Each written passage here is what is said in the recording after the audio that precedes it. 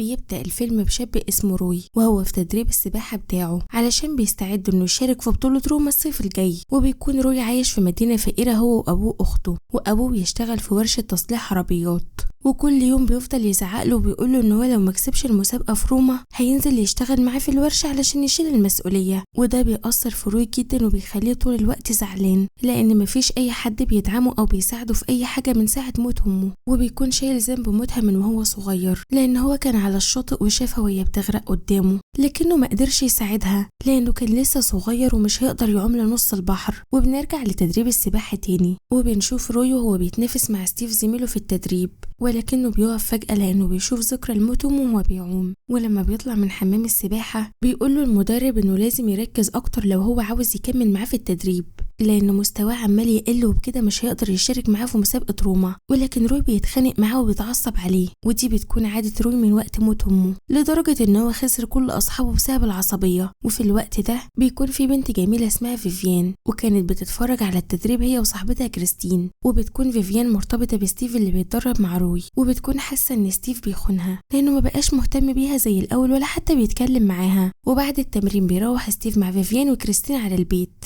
وفي الطريق بتقول لهم كريستين ان هي معجبه بروي وعاوزه تدخل معاه في علاقه، فبيتريقوا عليها وبيقولوا لها ان هو شخص عصبي جدا وهيتعصب عليها في كل حاجه وكمان ممكن يضربها، فبتتضايق من كلامهم وبتسكت. واخر اليوم بنشوف روي وهو مروح على البيت وبيدخل على طول يحضر العشاء وبيكون معاه اخته الصغيره، وبتقول له في الوقت ده ان هي عايزه تسافر معاه روما، فبيقول لها ان هو مش مستعد للمسابقه وبيفكر ان هو ما يشاركش اصلا فيها. وبيقطع كلامهم ابوهم واللي بيوصل للبيت في الوقت ده وبيبدا يتخانق مع روي لان مستواه في السباحه مش بيتحسن، وبيقوله ان هو لو مش هيهتم بتمرينه هيخليه يشتغل معاه في الورشه علشان يحسنوا من حالتهم الماديه. فبيتضايق روي من كلامه وبيسيبه وبيمشي وبيروح لحمام السباحه وبيتسلل من على السور علشان محدش يشوفه لان ممنوع السباحه في وقت متاخر. وبتفضل تذاكر طول الليل علشان تنجح وتدخل الجامعه، واثناء ما هي بتذاكر بتحاول تتصل بستيف لكنه ما بيردش عليها لانه مشغول في التمرين. ولما بتصحى تاني يوم بتلاقي ستيف اتصل عليها وهي نايمه لكنها ما ردتش عليه، فبيزورها في البيت وبيعتذر لها ان هو ما عرفش يرد عليها، فبتقول له ان هي كانت محتاجاه جنبها امبارح لان هي كانت خايفه من الامتحان بتاعها لكنه مش مهتم بيها وبطل يحبها. فبيحاول ستيف يهديها وبيقول لها ان هو بيحبها. واخر اليوم بتروح فيفيان تتمشى في المدينه وبالصدفه بتشوف امها مع راجل غريب في كافيه لوحدهم، فبتتاكد فيفيان هنا ان امها بتخون ابوها، فبتنصدم وبتمشي فيفيان في الشارع وهي مصدومه ومش مصدقه اللي شافته. ولكن بيظهر مجموعه شباب بيفضلوا يضايقوها ويعكسوها وبيكونوا عاوزين يسرقوها لان هي غنيه ومعاها فلوس. ولكن فجاه بيظهر روي وبيدافع عنها وبيجيب لها الشنطه بتاعتها وبياخدها وبيمشي، وبيقول لها ان هي ما ينفعش تمشي في اماكن زي دي لوحدها، وبيبان ان روي معجب بيها ولكنه ما بيقدرش يعترف لها بحبه لان هي غنيه وهو فقير ومش هيقدر يخليها تعجب بيه بسهوله، فبيسيبها تروح. وتاني يوم فيفيان بتروح للامتحان بتاعها وبتكون متوتره وخايفه جدا لان ده الامتحان اللي هيدخلها الجامعه، وبسبب توترها ده والمشاكل اللي تعرضت لها في البيت بتقرر فيفيان ان هي مش هتمتحن، وبتطلع من قاعه الامتحانات قبل ما تستلم الورقه حتى، وبترجع بسرعه على بيت كريستين وبتكون منهاره من العياط لانها حتى مش عارفه تتكلم مع ستيف وتحكي له على اللي حصل. فبتشرب مع كريستين ودي بتكون اول مره ليها تشرب خمره، فبتكون حالتها سيئه جدا. واخر اليوم بيروحوا لحفله تنكريه عاملها زميلهم في المدرسه، وبيكون روي موجود في الحفله، واول ما بيشوف فيفيان بيحاول يقرب منها ويرقص معاها وبيستغل ان هو متنكر وهي مش هتعرف تتعرف عليه. واثناء الحفله بيشوف روي واحد زميله وهو بيتخانق مع 2 تانيين، فبيفقد روي اعصابه وبيدافع عن زميله وبيفضل يضرب الشاب اللي بيتخانق معاه لحد ما بيفقدوا الوعي. فبيمشي روي وفيفيان بسرعه من المكان قبل ما توصل الشرطه، وهم في الطريق بتبدا فيفيان تتعرف عليه، فبتقوله ان هو شخص عصبي وعلى طول ماشي لوحده وده خلاها تخاف تتعرف عليه. ولكن لما قربت منه حست ان هو شخص طبيعي، وبتقوله ان هي ما راحتش الامتحان بتاعها اللي كانت بتذاكر له اكتر من سنه، فبتصعب عليه وبيحاول ان هو يطمنها وبيقول لها ان هي تقدر تمتحن مره تانية لما تستعد للامتحان. وتاني يوم بيروح روي لتمرين السباحه وبيقول للمدرب ان هو مش مستعد علشان يشارك في البطوله، فبينزل المدرب حمام السباحه وبيثبت لروي ان هم يقدروا يكسبوا المسابقه بسهوله ولكن بشرط ان هم ما يخافوش، وبيقول له ان هو علشان يشارك معاه في المسابقه لازم يكسب ستيف، فبيوافق.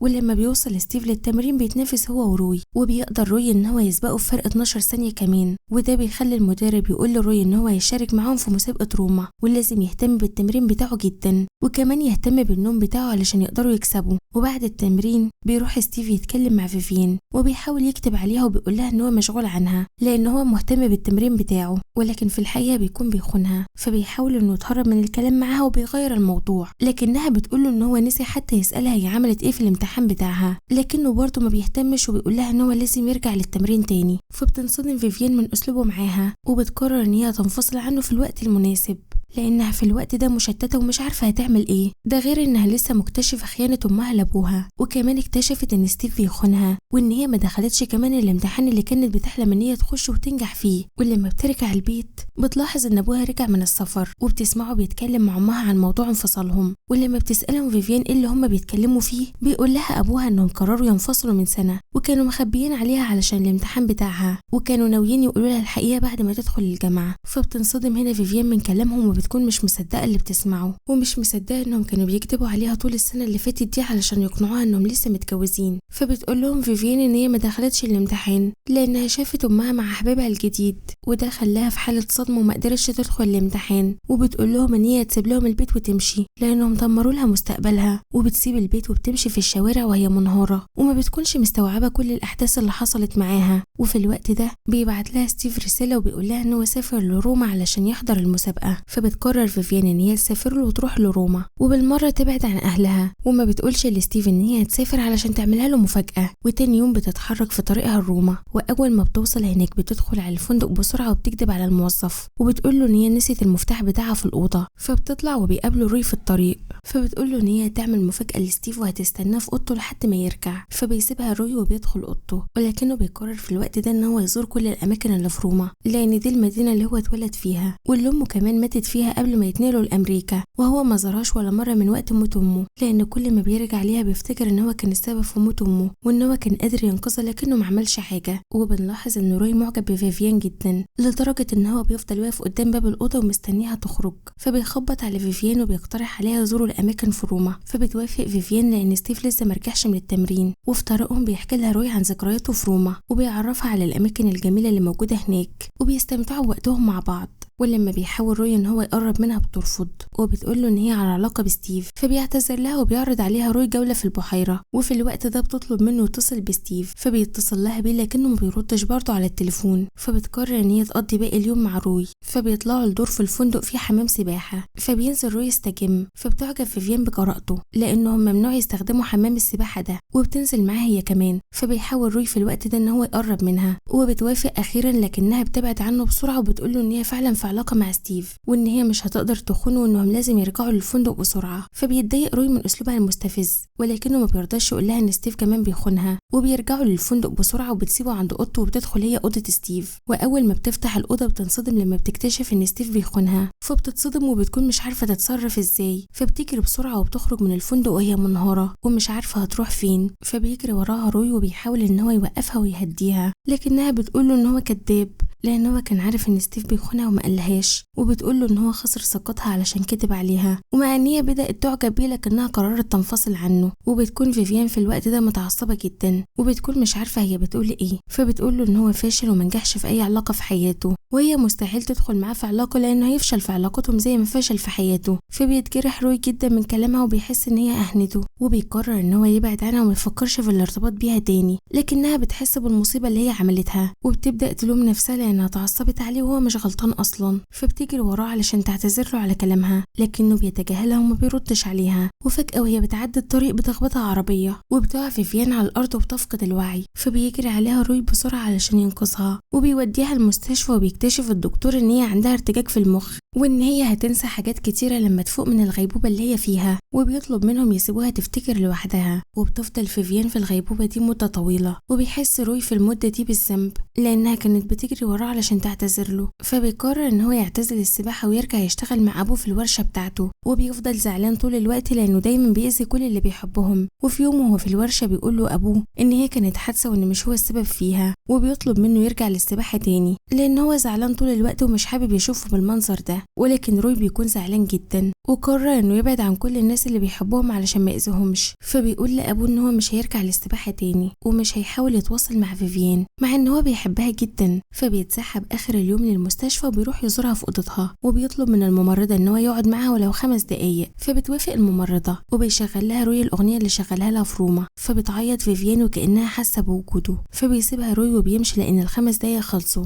ولو قعد أكتر من كده ممكن يسبب لنفسه مشكلة. وتاني يوم بتفوق فيفيان من الغيبوبة وبتقابل الدكتور بتاعها وبيقول لها ان هي كويسة ولكن عندها فقدان جزئي في الذاكرة وده هيخليها تنسى حاجات كتير ولكنها هتفتكر مع الوقت. فبتشكره فيفيان لاهتمامه بيها وبتروح على البيت. ولما بترجع لأوضتها بتلاحظ ان هي كانت كاتبة أرقام ومعادلات كتيرة في الأوضة لكنها مش بتكون فاكرة هي ليه كاتبة الأرقام دي. وبتفضل تتفرج على باقي الأوضة علشان تحاول تفتكر كل حاجة قبل الحادثة. وبتلاحظ ان في جيب الجاكيت بتاعها صورة ليها لكنها مش فاكرة اتصورت الصورة دي امتى. وأول ما بتمسك الصورة بتفتكر وقت الحادثة ولكنها ما بتقدرش تحدد ملامح روي وبتكون فاكرة ستيف. فبتروح كريستين لبيت روي وبتقوله ان فيفيان فاقت من الغيبوبة وشافت الصورة اللي هو صورها لها في روما ولكن روي بيقول لها ان هو مش هيقرب لفيفيان مرة تانية لان هو السبب في الحادثة بتاعتها. وبيسيبها وبيمشي وبيروح للورشة علشان يكمل شغله مع ابوه. فبيقول له ابوه ان هو عارف ان فيفيان فاقت من الغيبوبة وان هو عايزه يروح يقرب منها لان هو بيحبها. وبيقول له ان هو لازم يتخطى موت امه لان دي كانت حادثة ومش هو السبب فيها. وبيقول له ان هو ضحى بسنين كتير من حياته وهو زعلان على موت امه وكان دايما مش شايل نفسه ذنب موتها. والاول مرة من سنين طويلة ابو روي بيقرب له وبيحضنه وبيقول له ان هو بيتمنى ان هو يكون مبسوط في حياته ويحقق كل اللي بيتمناه. وبيقول له ان هو مطرود من الورشة لحد ما ينجح في السباحة ويصالح فيفيان ويرتبط بيها. فبيفرحوا هما الاتنين لان اخيرا علاقتهم اتحسنت.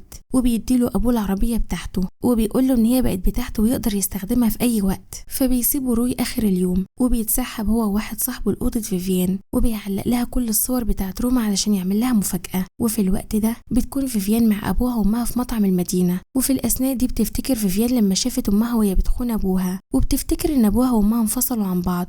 فبتنصدم لما بتفتكر تاني وبتواجههم بالحقيقة. فبيقول لها ابوها انهم فعلا كانوا انفصلوا لكن بعد ما هي ما عملت الحادثة قرروا انهم يرجعوا لبعض علشان يحافظوا عليها ويهتموا بيها. ولما بترجع فيفيان البيت بتشوف الصور اللي علقها لها روي فبتفرح بيها جدا وبتتصور مع الصور دي من فرحتها وبتبدأ تتفرج على الصور. واول ما بتمسك الصور بتفتكر كل حاجة حصلت في اليوم ده وبتفتكر ان اللي كان معاها هو روي مش ستيف. وتاني يوم وهي بتلم الصور كلها علشان تحتفظ بيها بتلاحظ ان في رسالة على ظهره صورة من الصور وبيقول لها روي فيها على مكان تقابله فيه وده لو هي حابة تقابله وتشوفه تاني. فبتقرر فيفيان ان هي تروح وتعترف له بحبها. فبتروح اخر اليوم للفندق اللي هو قايل عليه في العنوان وبتقابله لأول مرة من وقت الحادثة وبتقول له ان هي افتكرت ان هو اللي كان معاها وقت الحادثة. وبتعترف له فيفيان بحبها وبتقول له ان هي اخيرا لقت السعادة معاه ومش عايزة تبعد عنه تاني لأي سبب. واخيرا بيرتبطوا الاتنين ببعض وبيقرروا انهم يكملوا باقي حياتهم سوا. وكمان روي بيتخطى موت امه وبيقرر يبدأ حياته من جديد معاها. وبيخلص الفيلم. ولو عجبك الفيلم اعمل لنا لايك واكتب لنا رأيك في الكومنتات.